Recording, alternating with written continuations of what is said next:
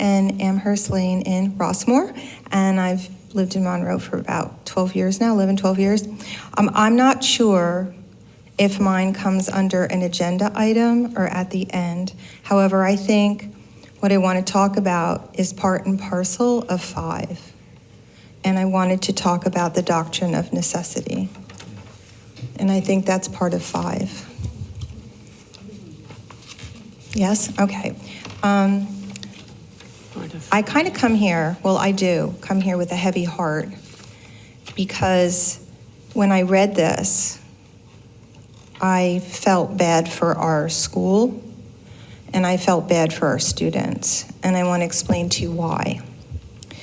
Because having to have something posted on our website that has to do with conflicts of interest in the School Ethics Act, not having a quorum, and having to vote to allow something that really shouldn't happen, but you have to have it happen to keep business rolling, which is in essence the truth, to have deliberation and a vote, and that's why this has to be completed. You have to have the doctrine of necessity. So what happened was I saw this posted, and apparently there's another one tonight, if I'm correct, and initially I had called the business office, and I had left a message. In fact, I called, I believe, twice, because I was confused by this and I never got a call back. So to better understand it, I called the school ethics office, and I discussed this with them. Oftentimes we live in this town and we're wondering why school budgets aren't passed, why there's arguments of new school we don't want to pay.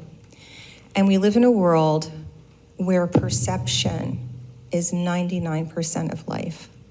So when people see something like this posted, especially my concern was that, quite frankly, it was illogical to me that the 2 people who brought for it to be approved were named in it. And I have a little problem with that. But be that as it may, I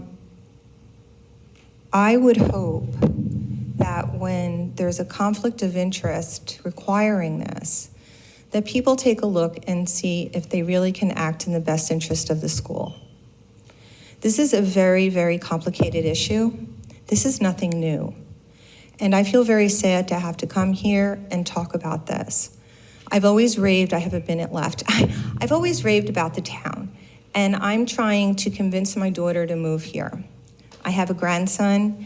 He's in 4th grade over at St. Bart's in East Brunswick. And I tell my daughter, Lauren, I say, why don't you move to Monroe? Grammy's right here in infamous Rossmore, and he can come here and go to school, because I believe he would benefit from this school district. And then I see something like this, and it makes me really sad, because I don't know what your litigation is about.